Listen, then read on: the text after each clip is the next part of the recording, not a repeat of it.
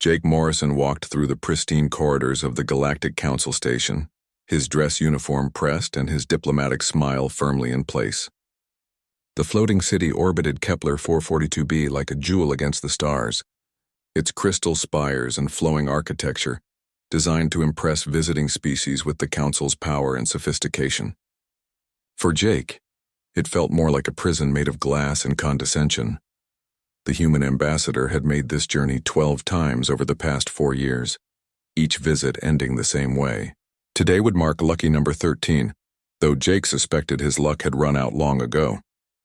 He passed groups of alien delegates in the hallways, their conversations falling silent as he approached. Some stared with obvious curiosity at the primitive biped from the outer rim. Others simply ignored him entirely.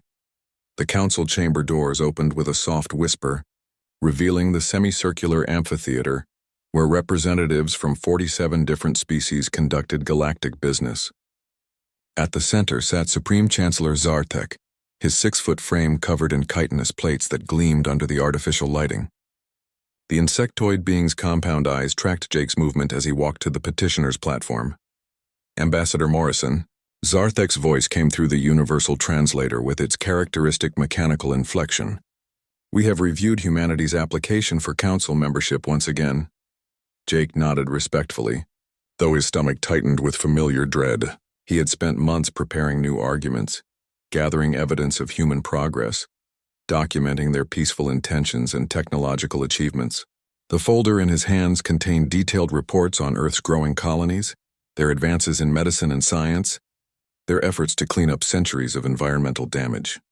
Your species has made some progress since our last review, the Chancellor continued, his mandibles clicking together in what Jake had learned was equivalent to a dismissive shrug. Your population growth has stabilized, your carbon emissions have decreased, and you have achieved basic faster-than-light communication. Other council members rustled in their seats. Jake recognized several faces from previous hearings.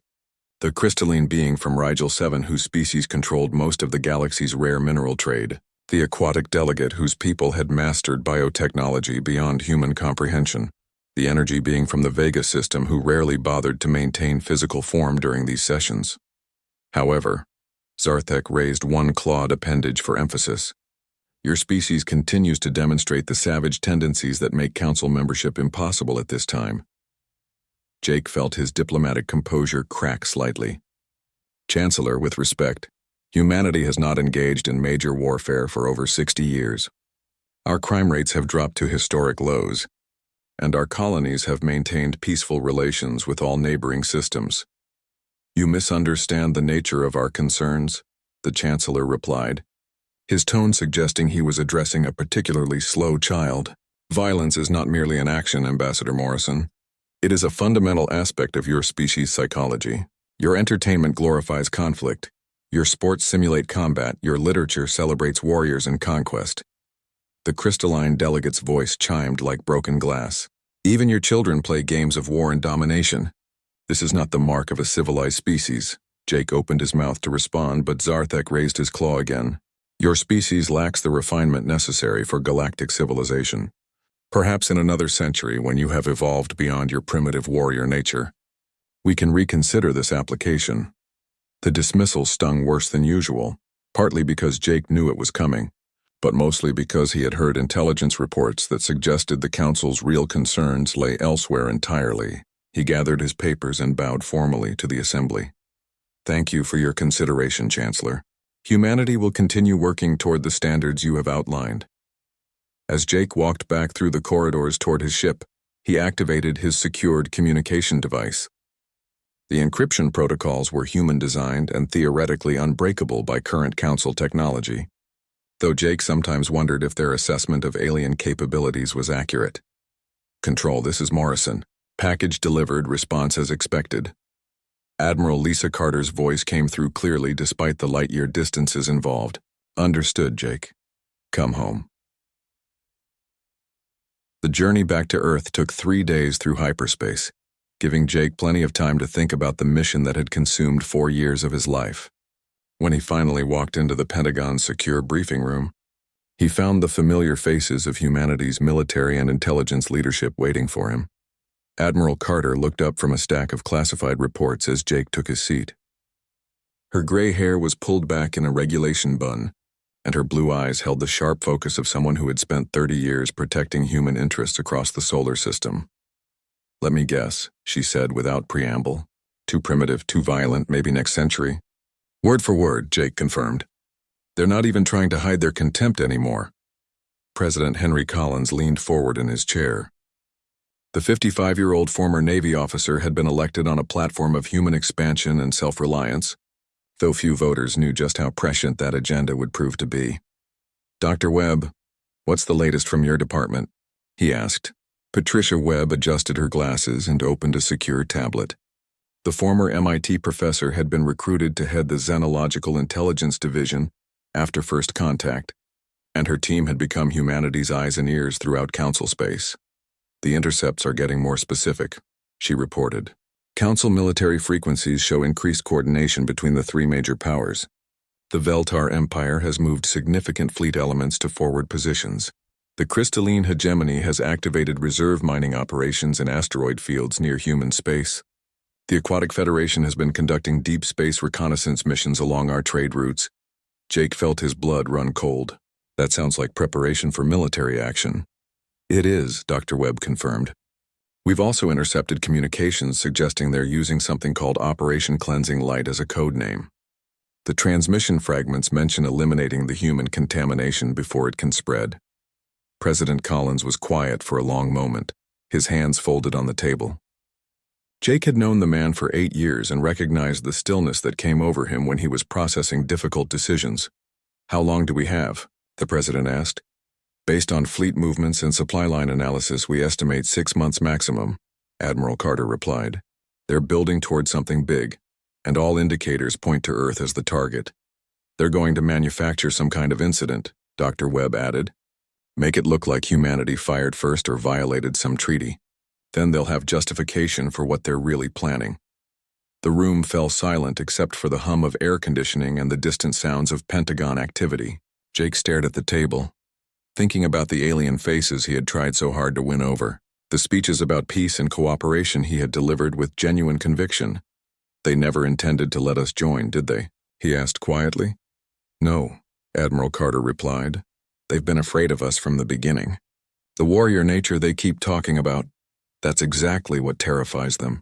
They know that if humanity ever fully militarizes, we'll be unstoppable." President Collins stood up, his decision made. "If they want to see our warrior nature, then we'll give them exactly what they're afraid of. Admiral, initiate Project Prometheus. Dr. Webb, I want every intelligence asset we have focused on Council military operations. Ambassador Morrison, you're going back to that station in 3 months for another hearing." Jake looked up in surprise. "Sir? We need them to think we're still playing their game," the president explained. "Let them believe we're the same naive species begging for acceptance while they prepare to commit genocide. When they finally make their move, they'll discover just how wrong they've been about human nature." As the meeting disbanded and the officials filed out, Jake remained in his chair, staring at the American flag hanging on the far wall.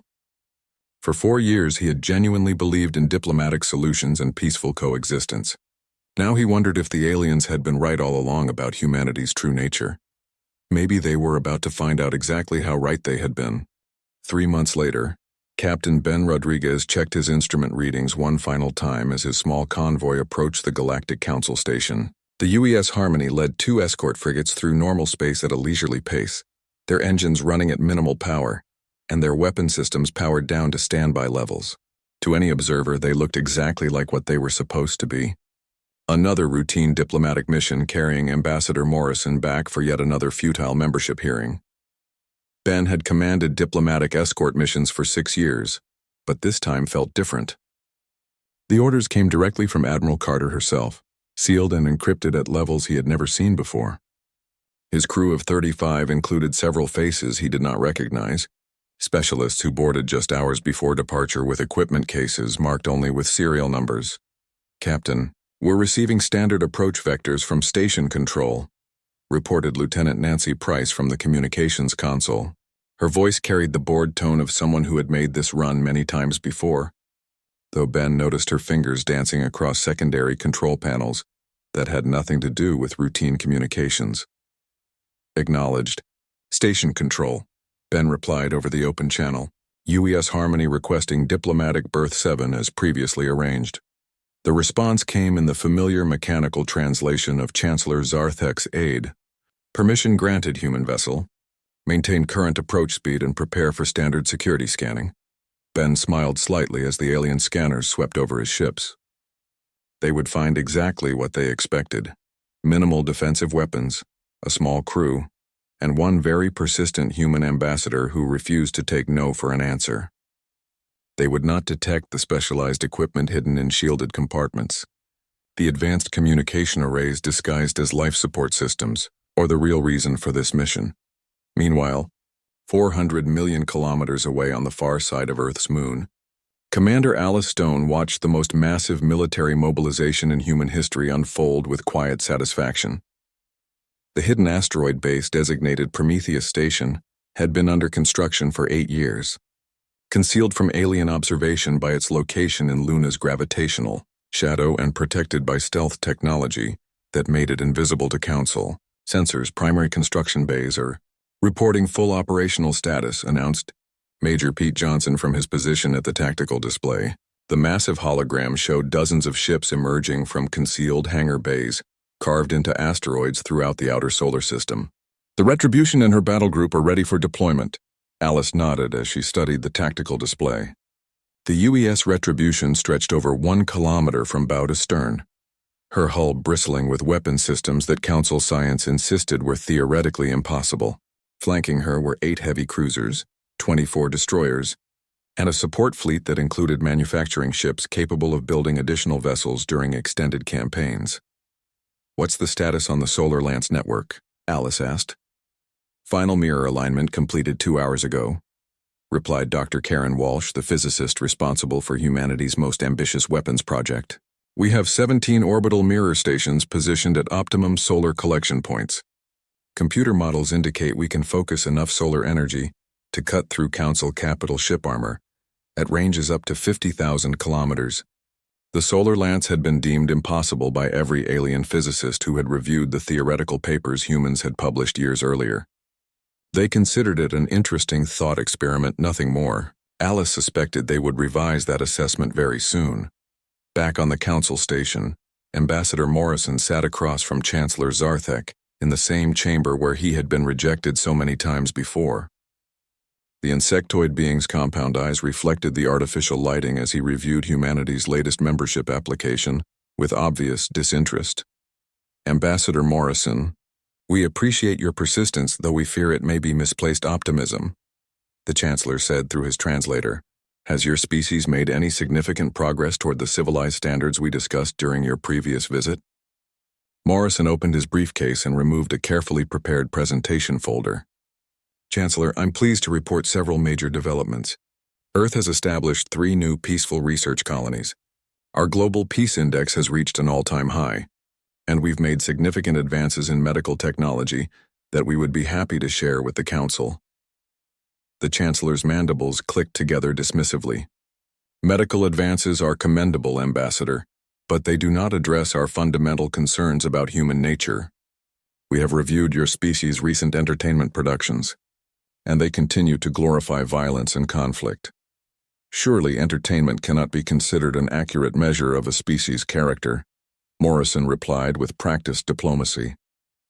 "Humans use fiction as a way to explore difficult themes in a safe environment. Our actual behavior demonstrates our commitment to peaceful coexistence." Other Council members exchanged looks that Morrison had learned to recognize over the years. The crystalline delegate from Rigel 7 chimed in with his glass-like voice. "Ambassador, your species recently conducted large-scale military exercises in your outer system.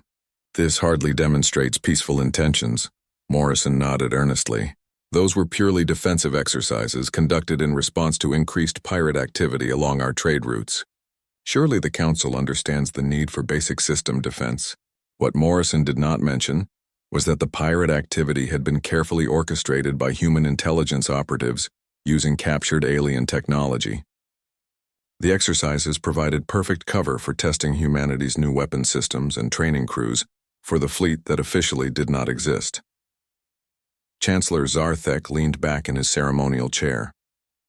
"We will consider your application as always, Ambassador Morrison. However, we must be frank with you. The Council's position on human membership remains unchanged. Your species simply lacks the evolutionary development necessary for galactic citizenship." As the formal hearing concluded, Morrison gathered his papers with the same disappointed resignation he had displayed for years. Unknown to the aliens, his briefcase contained sophisticated recording and transmission equipment that had documented every word, every gesture, and every dismissive look from the council members. Dr. Patricia Webb received the transmission in her secure facility beneath NORAD, where her team had spent years decrypting alien communication protocols and mapping their military infrastructure. The intelligence picture had grown clearer with each diplomatic mission, each rejected application providing another opportunity to gather data on council operations. "Alice, you need to see this," Patricia said over the encrypted channel to Prometheus Station. "We've intercepted new communications between the three major council powers. They're accelerating their timeline." Commander Stone studied the translated messages on her tactical display. The language was coded, but the meaning was clear enough. References to cleansing operations, elimination protocols, and something called the Great Fleet Convergence. "How much time do we have?" Alice asked. "Based on fleet movement patterns and supply requisitions, I estimate they'll be ready to move within 60 days, Patricia replied. "Maybe less if they decide to risk an unprepared assault." Alice turned to address her senior staff. "Ladies and gentlemen, it appears our alien friends have decided to skip the diplomatic niceties and move directly to genocide. All construction teams are now operating on emergency schedules. I want every ship combat ready within 30 days. Major Johnson pulled up ship construction timelines on his display. "Ma'am, we can have 47 capital ships operational within that time frame, with full fighter complements and support vessels. The question is crew training. Most of our personnel have never been in actual combat." "They'll learn quickly enough," Alice replied grimly. "The aliens are about to provide us with excellent on-the-job training opportunities." Captain Rodriguez received his new orders while docked at the council station. The encrypted message appearing on his private terminal, disguised as a routine maintenance report. His diplomatic mission was now extended indefinitely, with orders to maintain the illusion of normal human activity while gathering final intelligence on station defenses and council fleet positions. As he watched alien delegates moving through the station corridors, Rodriguez found himself studying their movements with new eyes. These beings who had dismissed humanity as primitive and uncivilized were about to discover that humans had been studying them very carefully for years. Every weakness, every blind spot, every tactical limitation had been catalogued and analyzed. The trap was set. Earth's hidden fleet waited in the shadows of the outer system, her weapons charged and her crews ready for the war that was coming. The aliens believed they were preparing to eliminate a naive species that posed no real threat to galactic order. They were about to learn the difference between naivety and patience, between peaceful intentions and military capability. The humans they had dismissed as unworthy primitives had spent years preparing for this moment. Soon, very soon, the Galactic Council would understand exactly why they should have been afraid of humanity's warrior nature all along. Admiral Lisa Carter stood on the bridge of the UES Sovereign as 800 alien warships dropped out of hyperspace at the edge of Earth's solar system. The massive fleet stretched across millions of cubic kilometers of space, their exotic hull designs gleaming under the distant light of Sol. She had spent 30 years preparing for this moment, but seeing the Council's great fleet in person still sent a chill down her spine. "Ma'am, we're receiving transmission from the lead vessel," reported Commander Frank Miller from the communication station. "It's Admiral Kreshitar of the Veltar Empire. He's demanding our immediate surrender." Lisa smiled coldly as she studied the tactical display. The alien fleet had arranged itself in a traditional battle formation, their heavy cruisers forming a protective screen around massive dreadnoughts that bristled with energy weapons. It was an impressive sight, exactly the kind of overwhelming force that had kept the galaxy under council control for centuries. "Put him through," Lisa ordered. "Let's hear what our guests have to say." The main view screen shimmered to life, revealing the reptilian features of Admiral Kreshitar. His scaled face showed the confident expression of a predator who had cornered helpless prey, his yellow eyes gleaming with anticipation. "Human Admiral, I am Admiral Kreshitar of the Galactic Council Defense Force. Your species has been found guilty of aggressive expansion and violation of galactic peace accords. Surrender immediately and your deaths will be swift. Lisa stepped forward, her hands clasped behind her back in a pose she had practiced countless times. Admiral Kreshitar, I am Admiral Lisa Carter of the Earth Defense Force. You have entered our system without permission and with obvious hostile intent. You have exactly one opportunity to withdraw your forces and avoid total destruction. The alien admiral's laughter came through the translation system as a harsh barking sound. Your pathetic world fields perhaps 50 primitive vessels. We bring 800 of the most advanced warships in the galaxy. Your bravado is amusing but pointless. You're partially correct, Lisa replied evenly. We do have exactly 50 ships. However, you've made 2 critical errors in your assessment. She nodded to Commander Miller, who activated the sensor jamming that had concealed humanity's true strength. Across the solar system, stealth fields dropped and hidden signatures appeared on every scanner. The UES Retribution materialized first, her kilometer-long hull appearing like a ghost made solid. Then her escorts. Then the battle stations hidden in the asteroid belt. Then the massive defensive platforms that had been disguised as mining operations. Admiral Kreshitar's confident expression faltered as his tactical officers reported contact after contact.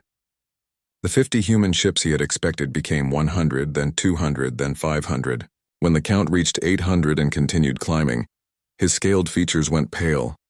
The first error, Lisa continued, was assuming we would meet you unprepared. The second was believing that 50 years of peace made us weak rather than giving us time to build the largest fleet in galactic history. She raised her hand, and across human space, weapon systems that had been charging for hours reached full power. The Solar Lance network aligned at 17 mirror stations, focusing stellar energy into coherent beams capable of cutting through any known armor. Kinetic bombardment platforms in the asteroid belt loaded projectiles accelerated to significant fractions of light speed. Every human vessel powered up weapon systems that Council science insisted were impossible.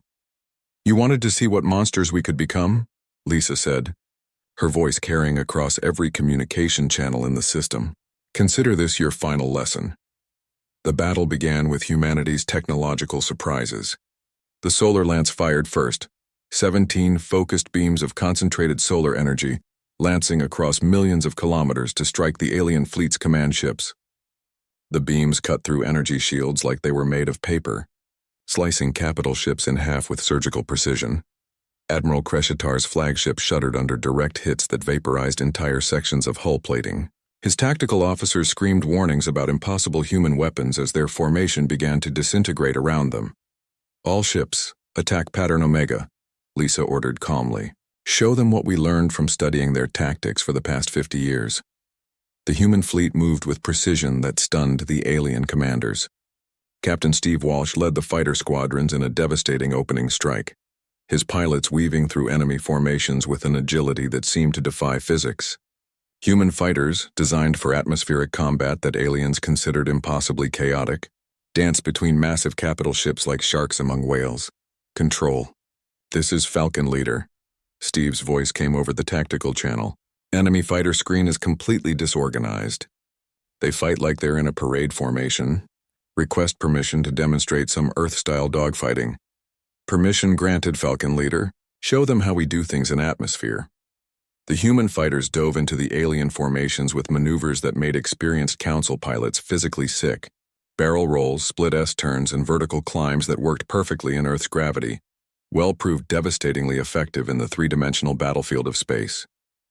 Within minutes, the Great Fleet's fighter screen was reduced to expanding clouds of debris. Commander Stone activated the kinetic bombardment platforms hidden throughout the asteroid belt.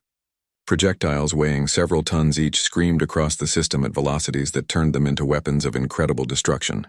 When they struck alien capital ships, the impacts released energy equivalent to nuclear weapons.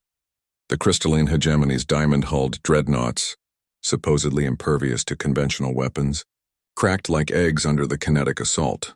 Their beautiful geometric designs became scattered fragments reflecting the light of distant stars.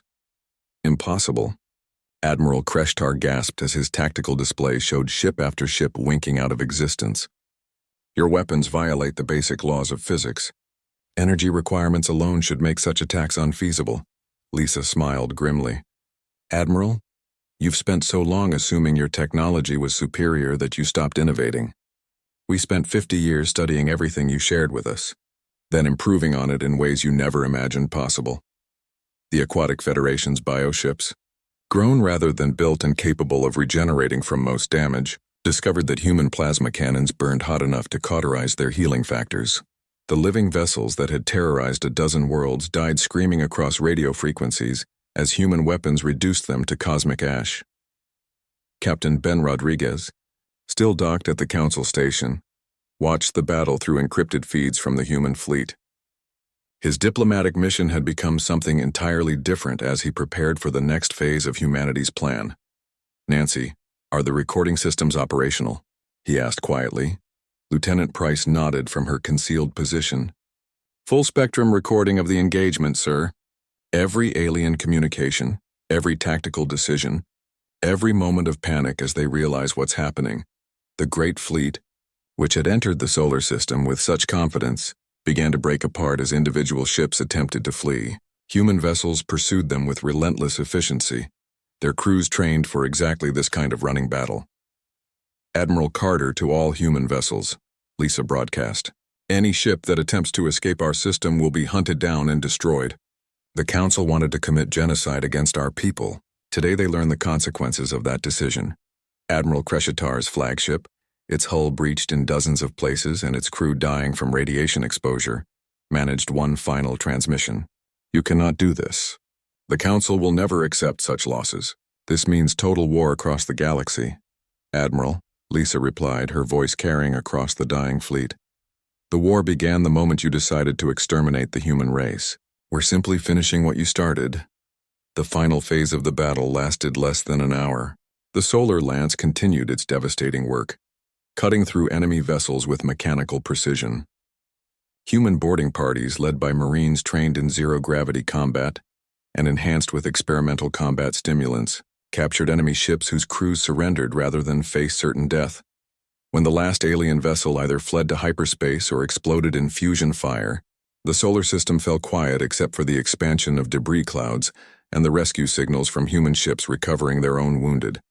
Admiral Crescitar's flagship drifted powerless, its crew dead and its hull cracked open like a broken shell. Of the 800 ships that had entered the system with such confidence, fewer than 50 escaped to carry word of humanity's victory back to the Council.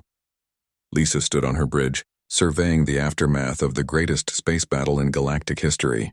The supposedly invincible Great Fleet had been reduced to scrap metal and expanding gas clouds in less than 6 hours. Ma'am, Commander Miller reported, we're receiving communications from Earth. President Collins wants to address the fleet. The president's image appeared on the main screen, his expression grim but determined. Admiral Carter, you and your people have done something remarkable today. But this is only the beginning. The Council sent their fleet to murder our children. That ends only when every ship, every base, every military installa. The Council worlds expected humanity to celebrate their defensive victory and return to their home system, satisfied with survival and maybe some demands for reparations. They had never been more wrong about anything. In their long history of galactic dominance, President Henry Collins stood before a joint session of Congress as billions of humans across dozens of colonies watched his address. His words would be transmitted across the galaxy within hours, carried by the same communication networks the Council had used to coordinate their attempted genocide. My fellow humans, the President began, his voice steady and cold.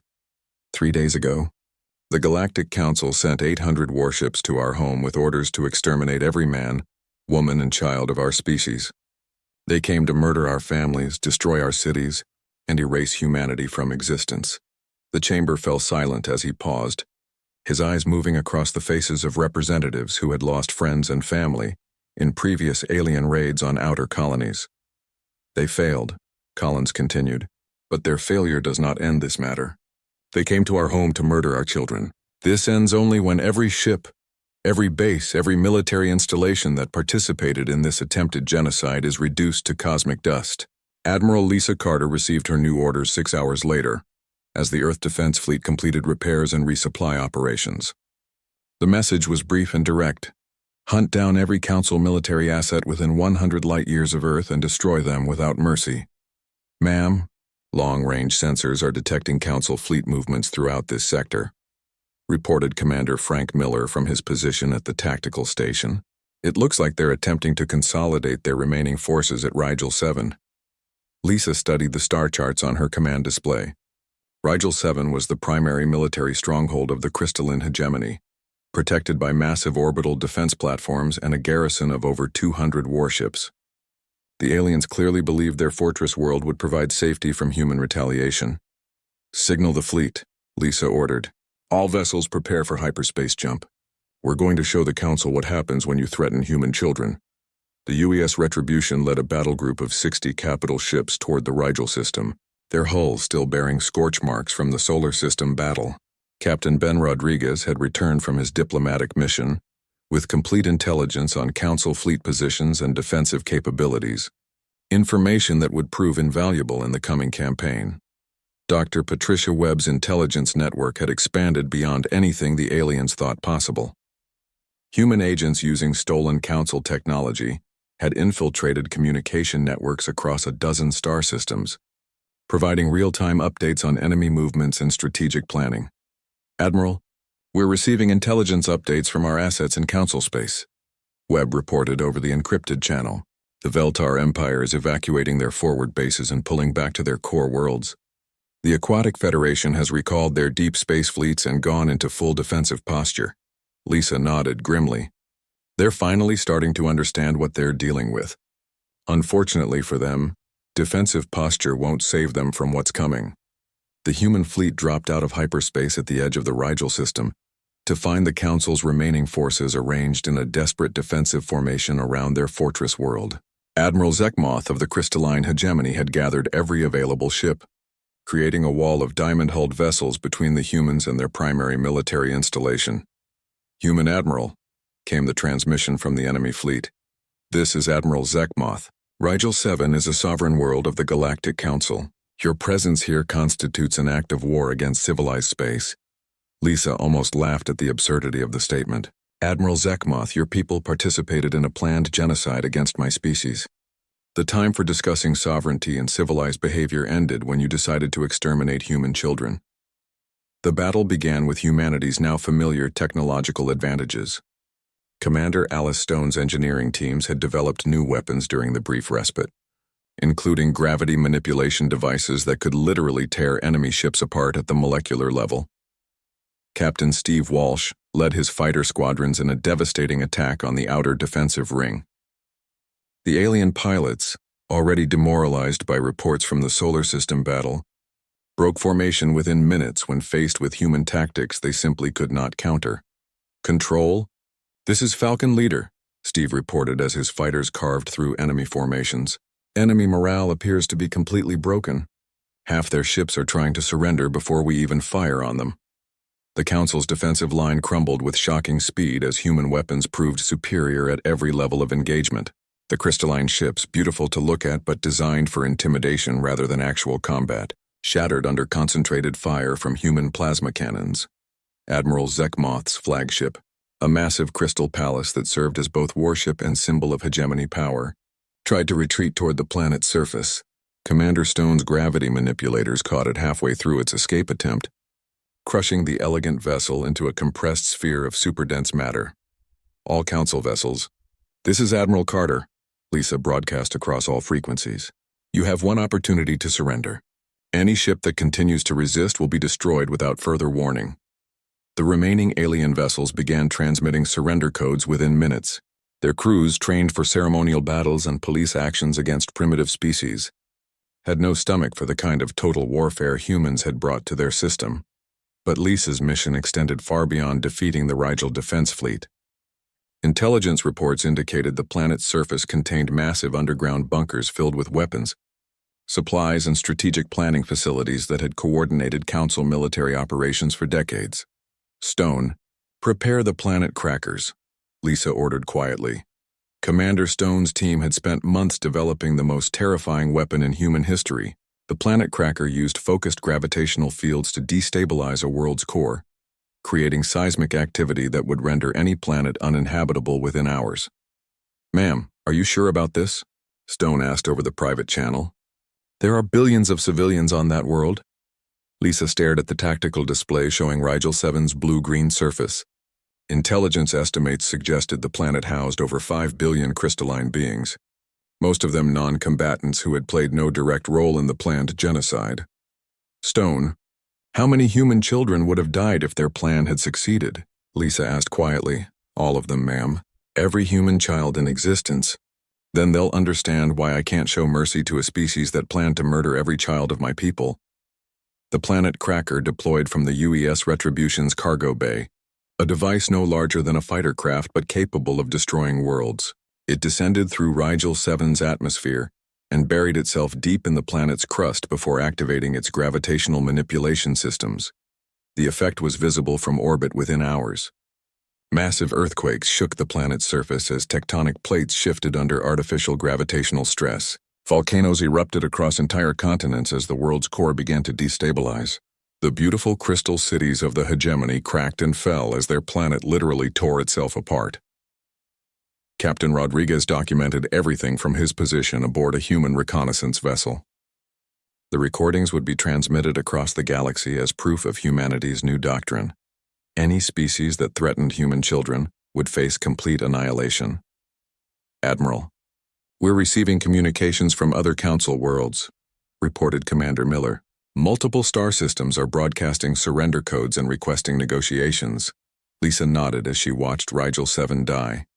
The planet's death throes were visible as massive chunks of crust broke away and tumbled into space, carrying with them the remains of one of the galaxy's oldest civilizations. "Signal the fleet," she ordered. "Next target is the Vagan system." The Veltar Empire maintained a supply depot there that provided logistic support for their genocide fleet. Word of Rigel 7's destruction spread through Council space faster than human ships could travel. Entire star systems began evacuating their military installations as the scope of humanity's retaliation became clear. This was not a defensive war or a limited response to aggression. This was total war waged against anyone who had participated in or supported the attempted extermination of the human species. Admiral Colrath of the Aquatic Federation received reports of the planet Cracker while reviewing defensive preparations at his species' homeworld. The description of Rigel 7's destruction left him staring at tactical displays in horror.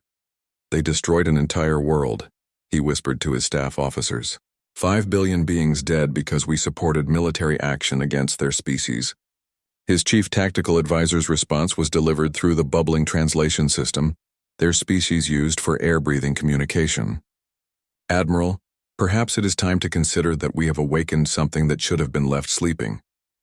The human fleet continued its relentless advance through Council space, systematically destroying every military installation that had played any role in Operation Cleansing Light.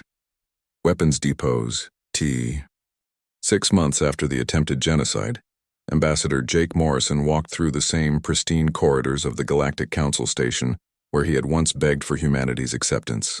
This time his footsteps echoed differently through halls that seemed somehow smaller and less impressive than before. The crystal spires and flowing architecture that had once symbolized council power now felt more like a monument to a dying age. The alien delegates who passed him in the corridors no longer stared with curiosity or ignored him entirely. Now they pressed themselves against the walls and averted their eyes, their body language screaming fear and submission.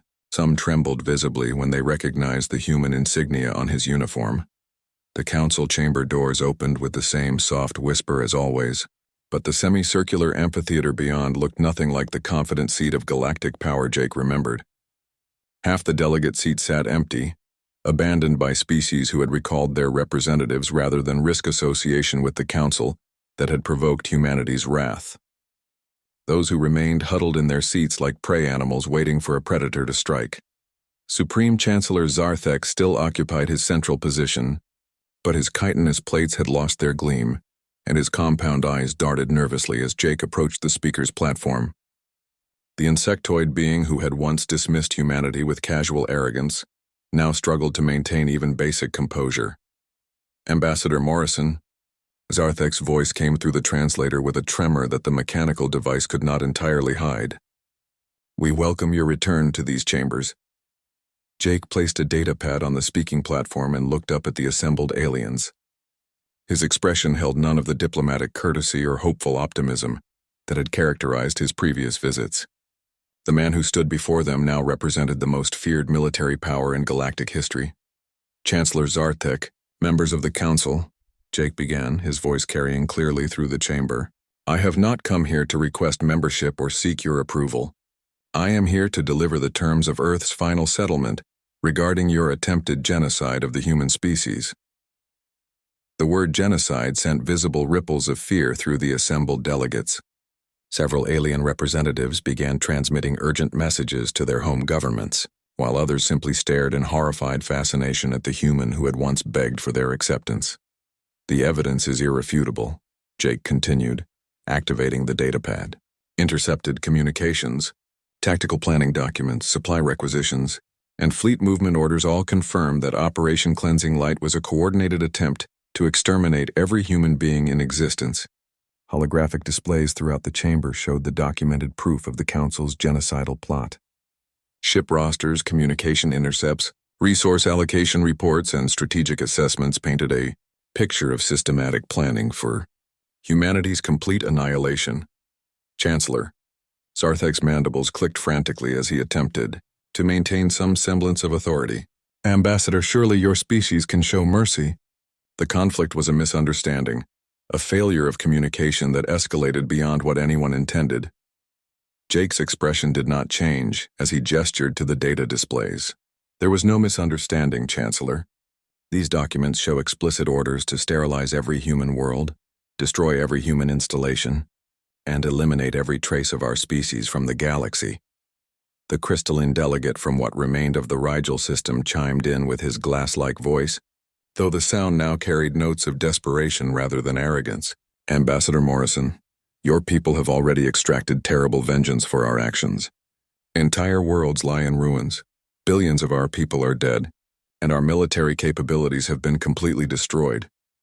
Your people plan to kill every human child in existence, Jake replied without emotion. Every infant, every toddler, every student and young adult who represented the future of our species. You intended to murder them all. The fact that you failed does not diminish the enormity of what you attempted. He activated another section of the datapad, and new displays showed the scope of humanity's retaliation campaign. Star charts marked with red indicators showed the locations of destroyed Council military installations, the rubble that had once been fortress worlds, and the expanding debris fields where entire fleets had been annihilated. However, Jake continued, President Collins has authorized me to offer final terms for ending this conflict. The chamber fell silent except for the soft sounds of alien breathing apparatus and the hum of life support systems. Every delegate leaned forward despite their fear, desperate to hear any possibility of survival for their civilizations. First, complete and immediate disarmament of all Council military forces, Jake announced. Every warship, every weapon platform, every military installation will be dismantled under human supervision. Any attempt to conceal or preserve military assets will result in the complete destruction of the offending species' home system. Several delegates began transmitting frantically to their governments, but Jake continued without pause. Second, reparations to be paid to Earth for 3 generations. Every Council species will contribute resources, technology, and labor toward rebuilding what your attack destroyed, and compensating humanity for the trauma you inflicted. The aquatic delegate's translation device bubbled with desperate sounds. Ambassador, such terms would reduce our civilizations to tributary states. We would exist solely at human discretion. That is correct, Jake confirmed. You will exist solely at human discretion because you forfeited any claim to independence when you decided to commit genocide against our people. He activated the final section of his presentation, showing deployment patterns for the new human peacekeeping force that was already taking positions throughout former Council space. Third, immediate recognition of humanity as the galaxy's primary peacekeeping authority. Human forces will maintain permanent bases in all Council systems to ensure compliance with these terms and prevent any future attempts at organized aggression. Chancellor Zarthek's compound eyes reflected the holographic displays showing human warships taking control of strategic positions throughout the galaxy. The species that had once ruled 1,000 worlds from this very chamber were now subject peoples in their own space.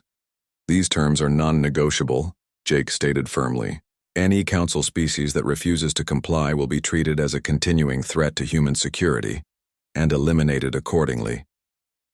President Collins appeared on the main viewing screen, transmitting directly from the Oval Office on Earth. His presence seemed to fill the chamber as he addressed the broken remnants of galactic civilization. Members of the Galactic Council, the President began, you taught us that the galaxy sees kindness as weakness and diplomacy as naivety. You showed us that peaceful species are viewed as prey by those with superior military power. We have learned these lessons well. His voice carried the weight of absolute authority as he continued. For 50 years we approached you with open hands and peaceful intentions. You responded by planning our complete extermination. That decision has consequences that will echo through galactic history for centuries to come. The President's image leaned forward slightly, his eyes seeming to focus on each alien delegate individually. Earth will ensure that no species ever again mistakes our restraint for inability, our desire for peace for weakness, or our diplomatic efforts for naivety. As the transmission ended, Jake gathered his materials and prepared to leave the chamber where humanity had once begged for acceptance. The aliens who had dismissed his species as primitive warriors now understood the terrible truth about human nature. The transition period begins immediately, Jake announced as he walked toward the exit. Human administrators will arrive within 72 hours to begin overseeing the dismantlement of your military forces and the establishment of the new galactic order. He paused at the chamber doors and looked back at the assembled delegates one final time. You wanted to see what monsters we could become when our children were threatened. Now you know. The doors closed behind him with the same soft whisper as always, but the sound now marked the end of one age and the beginning of another. The Galactic Council that had ruled the galaxy for millennia had been reduced to a powerless assembly that existed solely at humanity's sufferance. Throughout former council space, alien merchant ships hurried to clear hyperspace lanes at the first detection of human vessels. Former council worlds broadcast continuous signals of non-aggression and compliance whenever Earth ships passed through their systems. The species that had once mocked humanity as unworthy primitives now lived in constant awareness that their continued existence depended entirely on human mercy. Captain Ben Rodriguez patrolled the former Veltar territories aboard the UES Vengeance, his sensors detecting the fear that preceded his ship wherever it traveled. Alien communications fell silent when human vessels approached, and entire star systems powered down their defensive systems in gestures of submission. In the council chambers, now effectively ruled by human oversight, the surviving alien representatives conducted their business in absolute silence whenever humanity's representatives were present. They had learned that speaking without permission from their